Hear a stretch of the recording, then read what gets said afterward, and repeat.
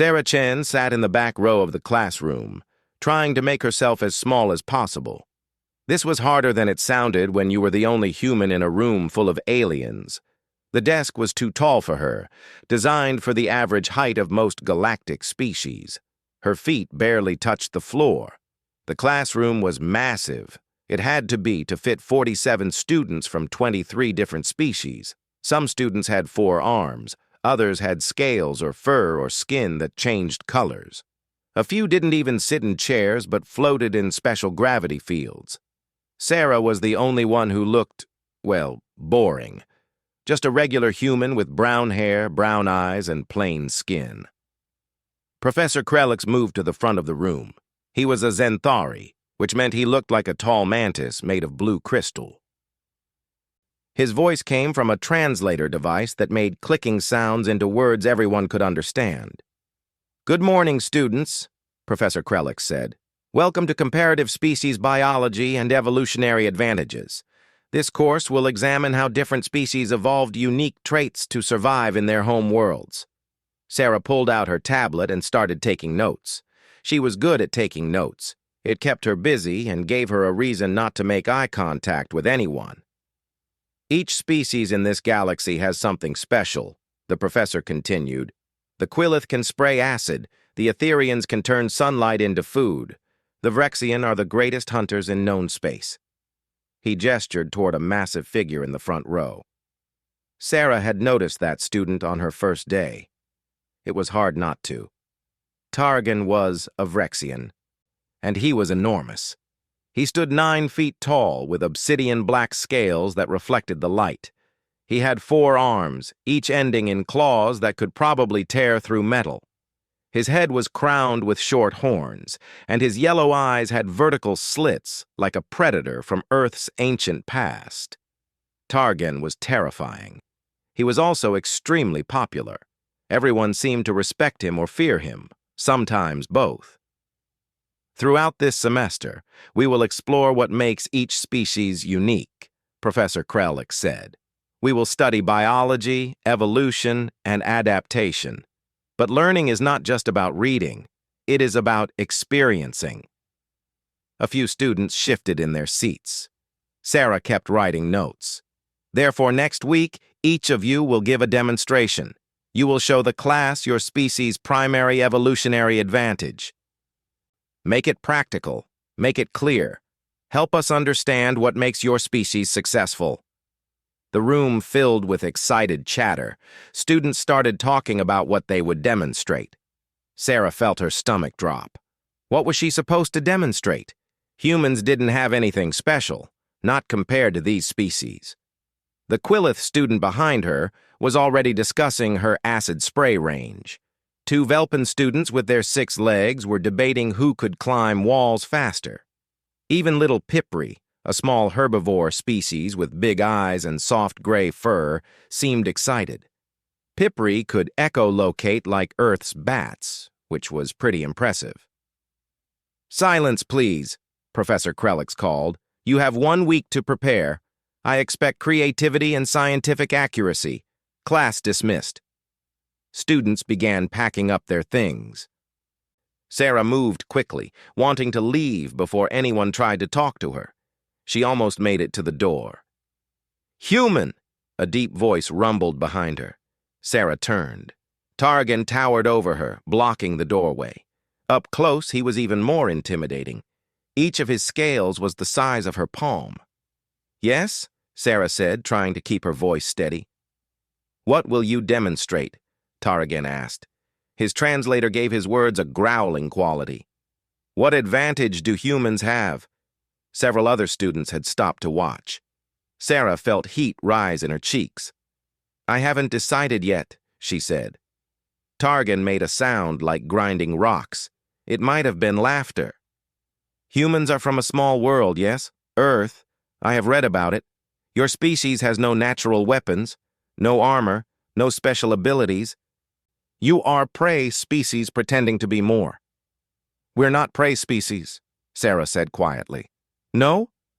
Targan tilted his massive head. "Then what are you? You have soft skin, weak bones. You cannot even see in the dark. You break so easily." A few students laughed. Sarah felt anger spark in her chest, but she pushed it down. Getting angry wouldn't help. "I need to get to my next class," she said, and slipped past Targan into the corridor. Behind her, she heard more laughter. She kept walking, her hands clenched into fists. That night, Sarah sat in her small dorm room and stared at her tablet. She had pulled up every file she could find about human evolution. There had to be something. Some advantage she could demonstrate. Humans could run long distances. But so could many species, and some could run faster. Humans were smart. But the Xylar were smarter. With their huge brains and perfect memories, humans could eat lots of different foods. That wasn't very impressive for a demonstration. Sarah ran her hands through her hair in frustration. She had fought so hard to get into the Galactic Confluence Academy. Earth was new to the galactic community. Humans were seen as primitive, backward, weak. Sarah had won a scholarship based on her grades and her athletic achievements. She was supposed to represent humanity well. Instead, she was the joke of her biology class. Her tablet buzzed. A message appeared from Pipri, the small herbivore student. "Hi, Sarah. Don't listen to Targan. He's mean to everyone. Want to study together tomorrow?" Sarah smiled despite herself. At least one person in the class was nice. She typed back, "Sure. Thanks." Then she returned to her research. Somewhere in human evolution, there had to be something useful. Something that would make the other students take her seriously. Something that would show them humans weren't just weak prey species from a backwater planet. She pulled up files about Earth's gravity, about human muscle structure, about how humans hunted thousands of years ago. An idea began to form in her mind. It was risky. It might not work, but it would definitely be memorable. Sarah leaned back in her chair and looked out her window at the stars. Earth was out there somewhere, too far away to see. She thought about home, about her family's mining colony where everyone worked hard and lifted heavy things every day, about her years of training in powerlifting. Maybe humans did have an advantage. Maybe it was just something the galaxy hadn't noticed yet. Sarah smiled and started planning her demonstration. The next few days were torture for Sarah. Every time she walked into Professor Krelix's classroom, students were talking about their demonstrations. Everyone seemed confident and excited. Everyone except her. On Tuesday, Sarah met Pipri in the library. The small alien barely reached Sarah's waist, with huge, dark eyes and ears that could swivel independently. Her gray fur was always perfectly groomed. "Have you decided what to demonstrate?" Pipri asked, her voice high and musical. "Maybe," Sarah said. She didn't want to share her idea yet. It seemed too strange. "What about you?" Pipri's ears perked up. "I will show my echolocation. I can map entire rooms in complete darkness. Very useful for finding food and avoiding predators." She paused. "Not that I need to avoid predators here. We are all civilized." Sarah thought about Targan and wasn't so sure about that. "I heard a rumor about humans," Pipri said quietly, looking around to make sure no one was listening. "Someone told me Earth is classified as a death world. Is that true?" Sarah blinked. "A death world? I don't know. I mean, Earth is just Earth to me. It's home." "But you have dangerous weather, yes? And predators? And diseases?" "Well, yeah. But doesn't every planet have those things?" Pipri's ears drooped. "Not like Earth. My home world has gentle rains and peaceful animals. The temperature never changes much. Your world has hurricanes and earthquakes and animals that can kill you." She shivered. How do humans survive? Sarah had never thought about it that way. We just do. We build shelters. We work together. We adapt. Adapt, Pipri repeated softly. That is interesting. The demonstrations began on Wednesday. Professor Krelix had students present in random order. Sarah watched from her back row seat, taking notes and trying not to panic about her own turn. The Quillith student went first. Her name was Reshka, and she demonstrated her species' acid spray defense. She wore protective gear and sprayed a target dummy. The acid melted through the metal in seconds. The class applauded. "Excellent," Professor Krellick said. "The Quillith evolved this defense mechanism to protect against predators on their volcanic homeworld. Next." A Velpan student scrambled up the wall with his 6 legs, moving so fast he was almost a blur. An Etherian student showed how her green skin could photosynthesize, turning her body into a living solar panel. A Xylar demonstrated their ability to calculate complex math problems in their head faster than a computer. Each demonstration made Sarah feel smaller and more ordinary. On Thursday, Targan gave his presentation. He stood at the front of the class, and even Professor Krellick seemed to shrink back a little. "Vrexians are apex predators," Targan began, his voice a low rumble. "We evolved on Vrexia Prime, a world of endless jungles and megafauna. Only the strongest survived." He activated a hologram showing a terrifying jungle world filled with enormous creatures. "Vrexians hunted prey 10 times our size. We developed 4 arms for grappling, obsidian scales for armor, enhanced sensory organs for tracking." His yellow eyes scanned the classroom. "We are the top of the food chain." For his demonstration, Targan asked Professor Krellick to bring out a combat training dummy made of reinforced steel. The dummy was designed to withstand weapons fire. Targan struck it once with his lower right arm. The dummy's head flew off and crashed into the far wall. He barely seemed to try. The class was silent. Then applause erupted. Even students who usually ignored Targan seemed impressed. "The Vrexians are indeed formidable," Professor Krellick said carefully. "Thank you for that. Restrained demonstration." Targan returned to his seat, looking satisfied. As he passed Sarah's desk, he glanced down at her.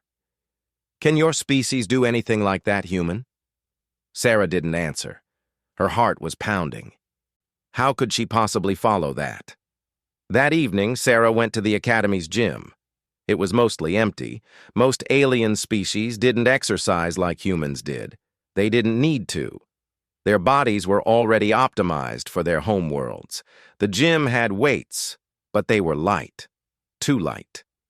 Sarah found the heaviest barbell available and loaded it with every weight plate in the facility. It still wasn't as heavy as she was used to back on Earth. She did her warm-up stretches, remembering her training. Sarah had started powerlifting when she was 15, growing up on a mining colony where physical strength mattered. Her parents worked the heavy equipment, but they had taught her that strength came from discipline and practice. She had competed in tournaments, won scholarships, earned a spot at the academy. All of that would mean nothing if she embarrassed herself tomorrow. Sarah gripped the barbell and pulled. The weight rose easily, too easily. She needed something heavier, much heavier. An idea struck her, a crazy idea. But maybe crazy was what she needed. Sarah put away the weights and headed back to her dorm. She pulled up information about Vrexian physiology on her tablet. Targan weighed approximately 400 pounds of dense muscle and armored scales. Could she lift that? She had never tried to lift something that heavy that was also alive and uncooperative, but she had lifted heavier loads before.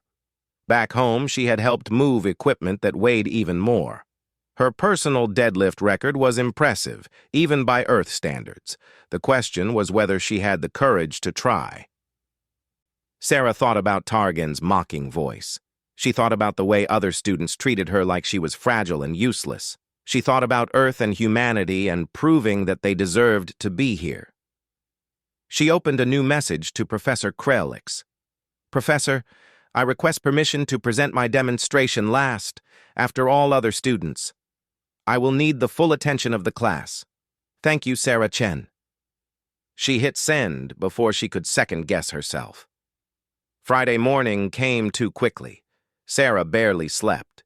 She put on her most practical clothes, athletic pants, and a reinforced shirt. She braided her hair back tight. She ate a high-protein breakfast, even though her stomach was churning with nerves.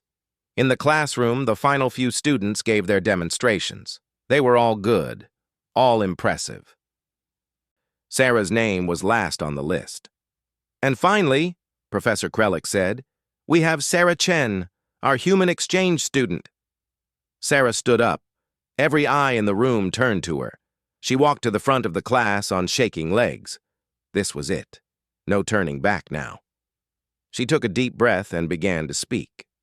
Sarah stood at the front of the classroom and looked at the faces staring back at her.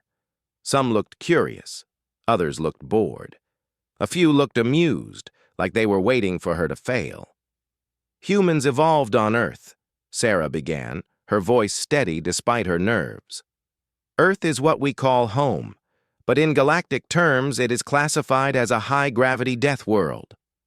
A few students shifted in their seats. Professor Krellick tilted his crystalline head with interest. Earth's gravity is 1.3 times standard galactic gravity, Sarah continued. This means that from the moment we are born, we are carrying extra weight just by existing. Our bones grew denser to handle the pressure. Our muscles developed differently. Every step we take, we are lifting more than most species lift in their entire lives. Targan snorted from his front row seat. High gravity? Every species claims their world is difficult. This is not special. Sarah ignored him and kept talking. Humans also evolved as pursuit predators. We did not have venom or claws or armor. We could not fly or breathe underwater or spray acid. So we evolved something else. We evolved endurance. She activated her tablet, projecting a hologram of ancient humans hunting. Our ancestors would chase prey for hours, sometimes for days. We would follow animals until they collapsed from exhaustion. We can regulate our body temperature by sweating, which most species cannot do. We can run in the heat when other predators have to rest. We are persistent. Boring, someone muttered from the back row. Sarah felt heat rise in her face, but she continued. Humans also evolved to throw objects with incredible accuracy, to carry heavy loads over long distances, to lift and move things. Our entire skeletal structure and muscle configuration is designed for one thing: applying force efficiently. Professor Krellick raised one of his blade-like arms. This is interesting biology, Miss Chen. But you were asked to give a practical demonstration. Do you have one? This was the moment. Sarah's heart hammered in her chest. She could back out now, make up some excuse. Do a simple demonstration of throwing accuracy or running endurance. But that wouldn't change anything. That wouldn't make them see. Yes, Sarah said. I have a demonstration, but first I need to ask the class a question. She looked around the room, making eye contact with as many students as she could. Who here is considered the apex predator? Who is the strongest, most dangerous being in this classroom? Silence. Then, slowly, every head turned toward Targan. The massive Vrexian sat up straighter. His forearms crossed over his chest. His scales gleamed in the light. He looked pleased with the attention. Targan, several students said at once. Obviously. The Vrexians are the greatest warriors in the galaxy, someone added. Targan's yellow eyes locked onto Sarah. He looked smug, like this was proving his point that humans were inferior. Would you come up here, please? Sarah asked, her voice calm. Targan's expression shifted to confusion, then amusement. He stood slowly, his full 9-foot height making Sarah look tiny by comparison. He walked to the front of the class with the confidence of someone who had never lost a physical confrontation in his life. What is this about, human? Targan asked, looming over her. I want to demonstrate human capability, Sarah said, but I need your cooperation. Will you allow me to show the class something?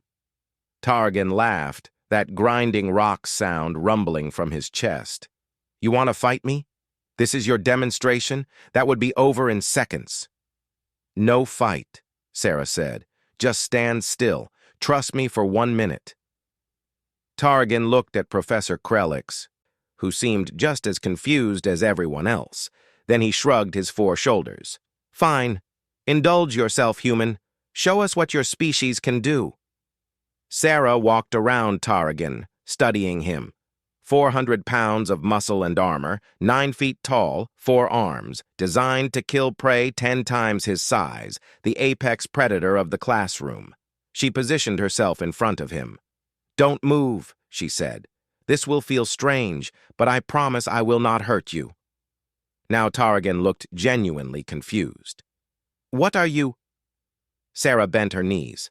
She reached down and gripped Targan's lower arms near his body, finding the best hold points.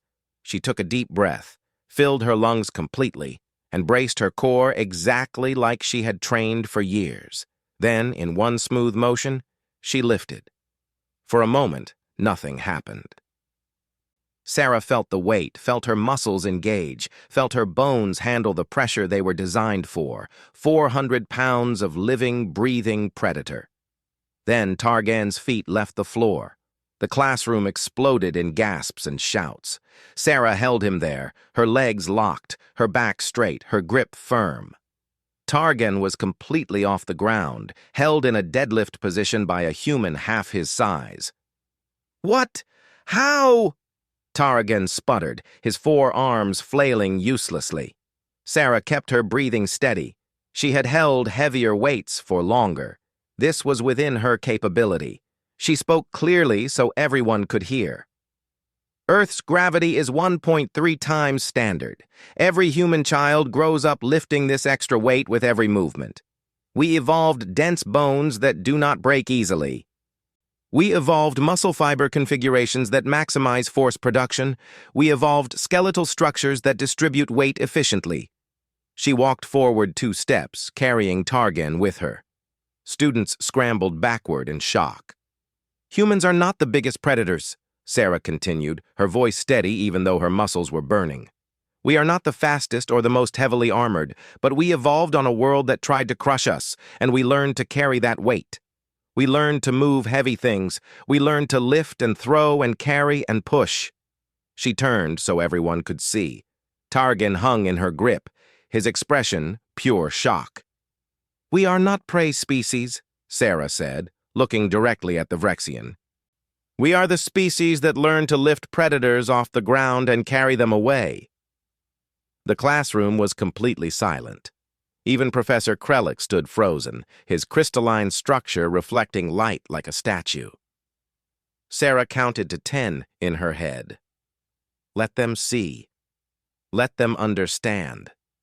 Then, gently and carefully, she lowered Targan back to the floor. His feet touched down, and she released her grip. Targan stood there, staring at her with an expression she could not read. His 4 arms hung at his sides.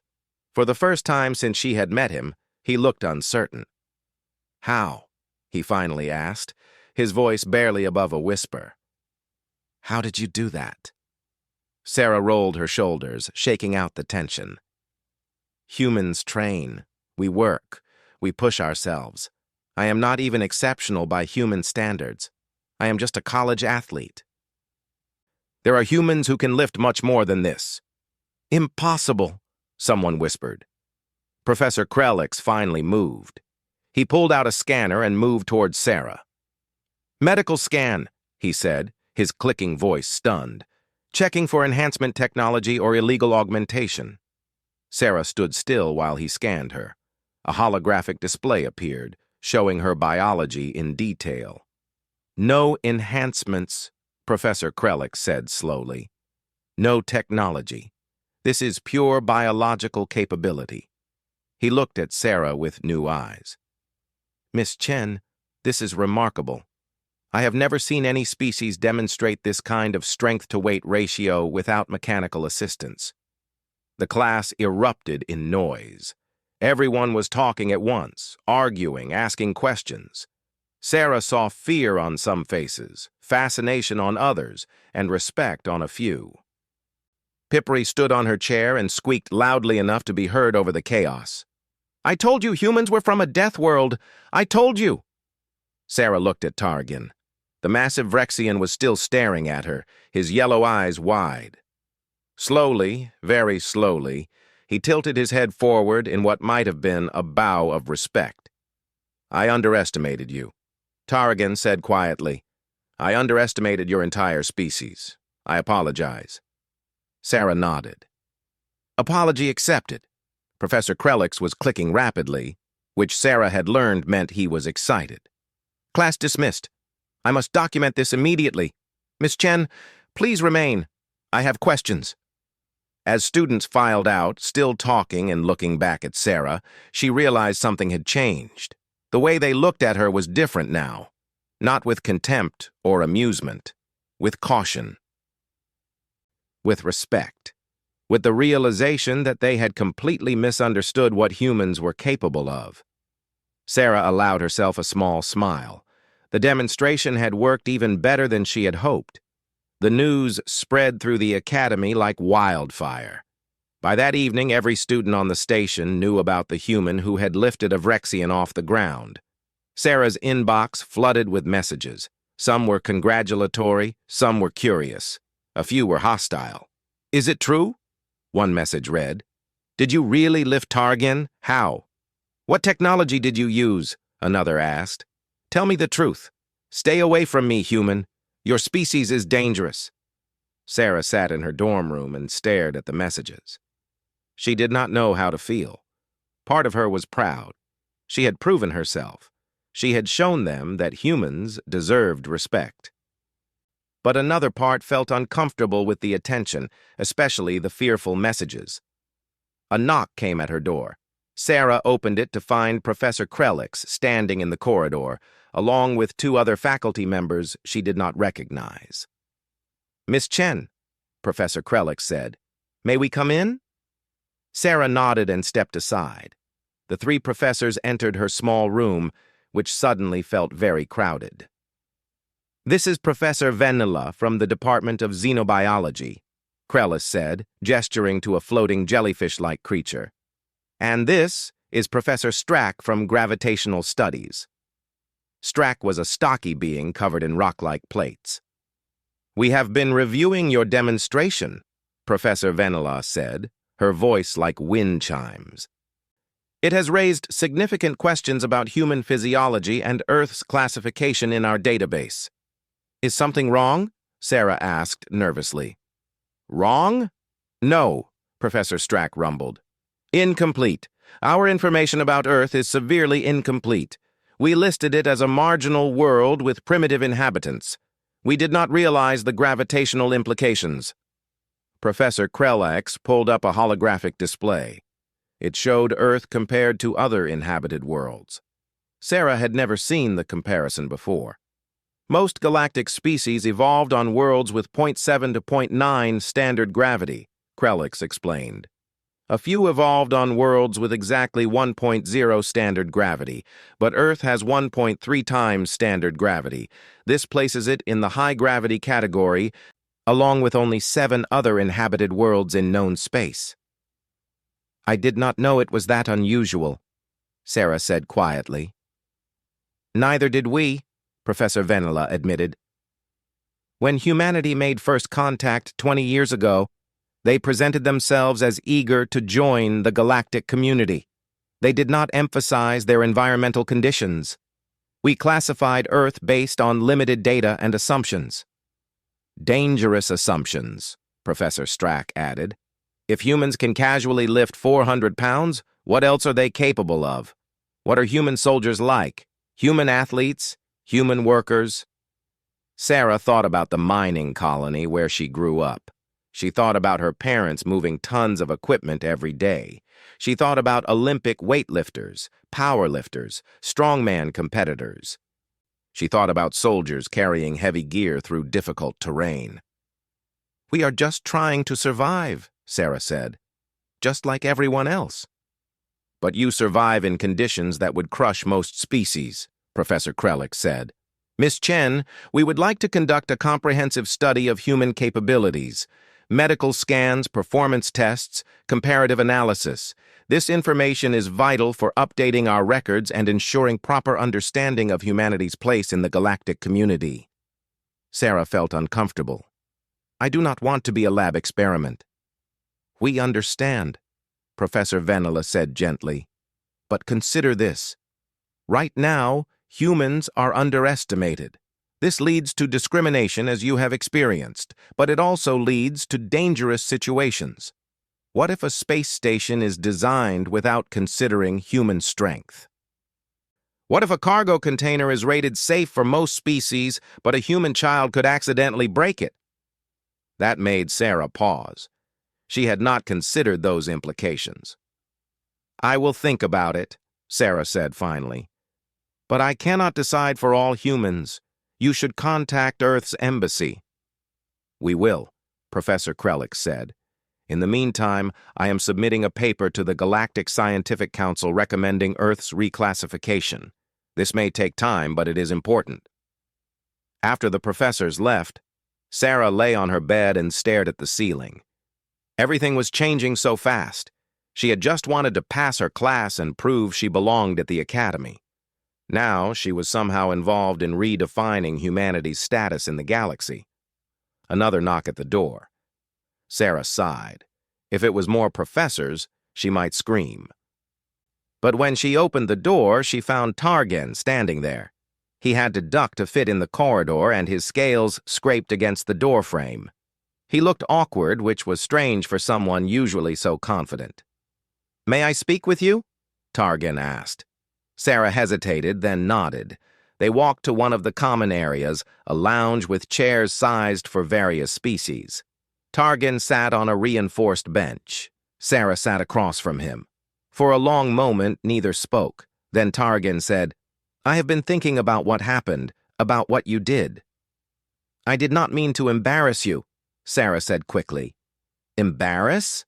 Targan's eyes widened. No, you earned my respect. Do you know how rare that is? Sarah shook her head. Vrexians respect strength above all else, Targan explained. We respect power. We respect capability. When I came to this academy, I was the strongest being here. Everyone knew it. Everyone deferred to me. I thought I understood the hierarchy of the galaxy. He flexed one of his 4 arms, looking at his own claws. Then you lifted me like I weighed nothing. You did not use technology or tricks. You simply used your body, the way you were built. And I realized I had been completely wrong about humans. We are not what you expected, Sarah said. No, Targan agreed. And this troubles me, but also intrigues me. I want to understand. Where did this strength come from?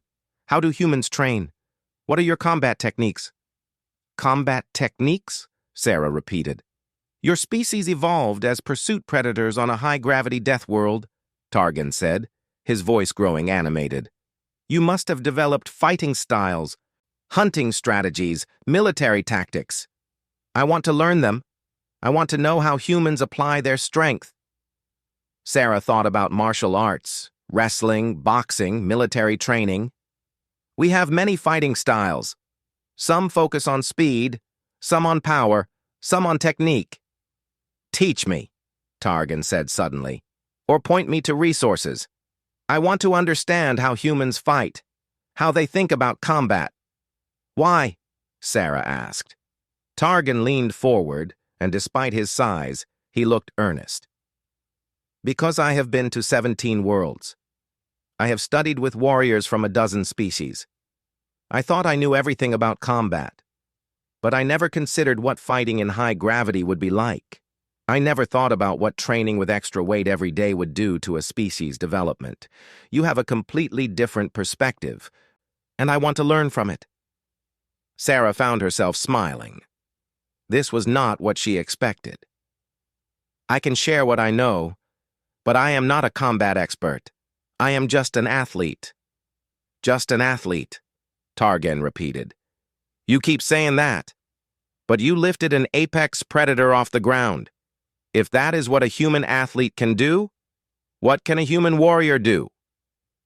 That question hung in the air. Sarah did not have an answer, but it made her think. Back on Earth, human strength was just normal. Here, it was extraordinary. The perspective shift was dizzying. Over the next few days, Sarah's life at the academy transformed completely. Students who had ignored her now greeted her in the corridors. Some asked questions about Earth, others kept their distance, which was fine with Sarah. She did not need everyone to like her. She just needed them to stop treating her like she was fragile. Pipri became a constant companion, proudly telling everyone that she had been Sarah's friend before the demonstration. "I knew humans were special," Pipri said repeatedly. "I told everyone about the Death World classification, but no one listened." The Academy's social network exploded with discussions about humans. Someone found video footage of human sporting events and shared it. The class watched in shock as human athletes lifted hundreds of pounds, threw heavy objects incredible distances, and performed feats of strength that seemed impossible to species adapted to lower gravity. "They do this for entertainment?" one student asked in disbelief. "They compete to see who is strongest," another explained. "It is like they are constantly testing their limits." Professor Krelix's paper was submitted to the Galactic Scientific Council. He sent Sarah a copy with a note. "Your demonstration may have changed the course of human-galactic relations." Well done. Sarah did not know how to feel about that. She had just wanted to pass her class. Now she was some kind of accidental ambassador. But when she looked at the messages from Earth, from her family and friends congratulating her, from strangers thanking her for showing the galaxy what humans could do, she felt something warm in her chest. Pride, yes, but also responsibility. She had opened a door. Now she had to help humanity walk through it. 3 months had passed since the demonstration. Sarah walked through the Academy's corridors with confidence now, no longer trying to make herself invisible. Students nodded to her. Some stopped to chat. A few still kept their distance, but that was okay. Fear and respect were not so different sometimes. The biggest change was the training room. Sarah had petitioned the Academy to create a proper human-grade gym, with weights heavy enough to be challenging. To her surprise, they agreed immediately. Even more surprising was how many non-human students wanted to use it. "Again," Targan grunted, struggling under a barbell that Sarah had loaded for him. The Vrexian's 4 arms shook with effort. Sweat rolled down his obsidian scales. "Keep your core tight," Sarah instructed. "Push through your heels, not your toes." Targan completed the lift and set the bar down with a crash. He was breathing hard. "This is significantly more difficult than combat training. Why do humans voluntarily torture themselves this way?" Sarah laughed. "It is not torture. It is growth. You break down your muscles so they rebuild stronger." "Barbaric," Targan said, but he was smiling. Or what passed for a smile with his predator's jaw. "I like it." Over the past 3 months, Targan had become an unlikely friend. He attended every one of Sarah's training sessions, learning human exercise techniques and teaching her Vrexian combat philosophy in return. It turned out that when you removed the arrogance, Targan was actually thoughtful and curious. "I spoke with my clan elders," Targan said, grabbing a water container. "Told them about human training methods. They want to know more. Several Vrexian military academies are interested in incorporating human strength training into their programs." "Really?" Sarah asked, surprised. "We are warriors," Targan said simply. "We respect anything that makes us more effective. Your training methods work. They build strength gradually and safely. We have nothing like this in our culture." He paused. "I also told them that I was wrong about humans, that your species is far more dangerous than we realized." "We are not dangerous," Sarah protested. "We are just trying to get along." "You lifted me off the ground like I was a child," Targan pointed out. "That is dangerous. But I did not mean it as an insult. I meant it as a fact. Humans are peaceful now, but you evolved as apex predators on a world that tried to kill you. That shapes a species. That creates capability." Sarah thought about that. Maybe Targan was right. Maybe growing up on Earth did make humans tougher than they realized. The training room door opened, and Pipri bounced in, followed by 3 other students. The small herbivore had become Sarah's most enthusiastic supporter, attending every training session even though she could not lift anything close to human weights. "Sarah," Pipri called, "can you help Kexley with the deadlift form? He keeps rounding his back." Kexley was a Zenthari like Professor Krelix, crystalline and delicate-looking. Sarah had been shocked when he asked to join the training program, but Kexley explained that his species relied too much on their natural crystal structure for protection. Learning to build muscle strength was revolutionary for them. "Of course," Sarah said, moving over to help. The training program had grown from just Targin to over 20 students from a dozen different species. Some came to build strength. Others came out of curiosity. A few came because they realized humans had figured out something important about physical conditioning that most galactic species had overlooked. After the session, Sarah showered and headed to her afternoon class. Not Professor Krelix's biology class, which had ended with the semester. Now she was taking advanced xenopsychology, studying how different species thought and communicated. But as she walked through the corridors, her tablet buzzed with an urgent message. It was from the Earth Embassy. "Miss Chen, this is Ambassador Williams. We need to speak with you immediately. It is regarding your role in recent developments." Sarah's stomach dropped. Had she done something wrong? She changed direction and headed to the embassy offices. Ambassador Williams was a tall woman with gray hair and sharp eyes. She smiled when Sarah entered. "Relax, Miss Chen. You are not in trouble." Quite the opposite. Sarah sat down, still nervous. "Your demonstration 3 months ago has had ripple effects we are still tracking," the ambassador said. "The Galactic Scientific Council has officially reclassified Earth as a high-gravity death world. Our status in the galactic community has shifted dramatically." "I did not mean to cause problems," Sarah said quickly. "Problems?" Ambassador Williams laughed. "You opened doors we have been trying to push open for 20 years. Let me tell you what has happened. Human security contractors are now in demand across the galaxy. Stations that previously would not hire us are now requesting human guards because they realize we can handle physical confrontations that would overwhelm other species." She pulled up a holographic display showing various news articles and reports. "Human athletes are being recruited for galactic sports leagues. Our cargo handlers are sought after because we can move heavy loads without mechanical assistance. 3 different species have requested to establish cultural exchange programs focused on human physical training methods." Sarah stared at the display. "All because I lifted Targan?" "All because you made them see what they had been missing," the ambassador corrected. "Humans have been underestimated since first contact. We let it happen because we were new and wanted to fit in. We downplayed our capabilities to seem less threatening, but you showed them the truth, and now we can negotiate from a position of respect rather than pity." "I just wanted to pass my class," Sarah admitted. "The best changes often come from simple moments," Ambassador Williams said. "Now let me tell you why I called you here. The Academy wants to establish a formal human studies program covering everything from our biology to our culture to our training methods. They want you to help design it." Sarah's eyes widened. "Me? But I am just a student." "You are the student who changed how the galaxy sees us," the ambassador said. "You are perfect for this role.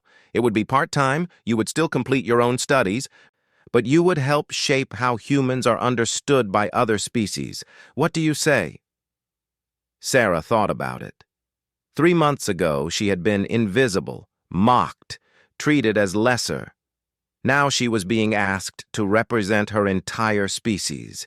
It was terrifying and exciting in equal measure. "I will do it," Sarah said, "but I will need help. I do not know everything about human biology or history or culture." "We will provide resources and support," the ambassador promised. "This is important work, Sarah. You have given humanity a gift. Now help us use it wisely." That evening, Sarah stood at the observation deck, looking out at the stars. Earth was out there somewhere, too distant to see with her eyes but always present in her heart. She thought about her family, her friends, everyone back home who was living their normal lives.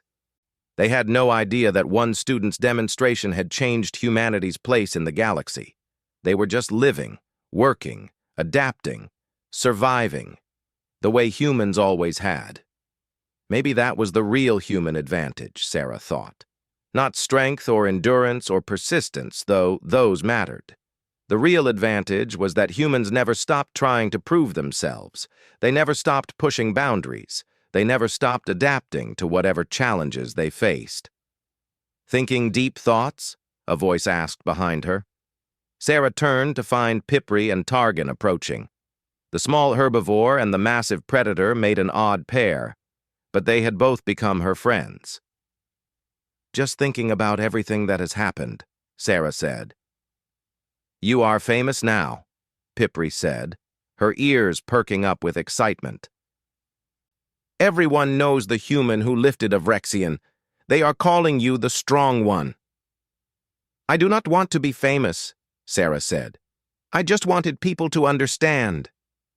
"They understand now," Targan rumbled. "Perhaps too well. Some species are frightened. They realize that humans are much more formidable than they appeared. This will create political complications." "Are you frightened?" Sarah asked him. Targan considered the question seriously. "No, I am intrigued, and I am glad that we are allies rather than enemies. A species that can casually lift apex predators would be terrifying in war." "Humans do not want war," Sarah said firmly. "I know," Targan said. "That is what makes you even more interesting. You have this capability, this strength, this endurance, and you choose to use it for building rather than destroying. For cooperation rather than domination. It is admirable." They stood together in silence, watching the stars. Tomorrow, Sarah would start helping design the Human Studies program. She would continue training students in human exercise methods. She would continue her own classes and research. Life would be busy. But right now, in this moment, Sarah just let herself feel proud. Proud of herself for having the courage to make that demonstration. Proud of humanity for all they had accomplished, despite being underestimated.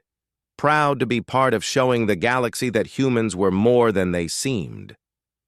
"You know," Pipri said thoughtfully, "when I first heard humans were coming to the academy, I was curious. Everyone said you were primitive and weak, but I thought, any species that survives on a death world must be special somehow."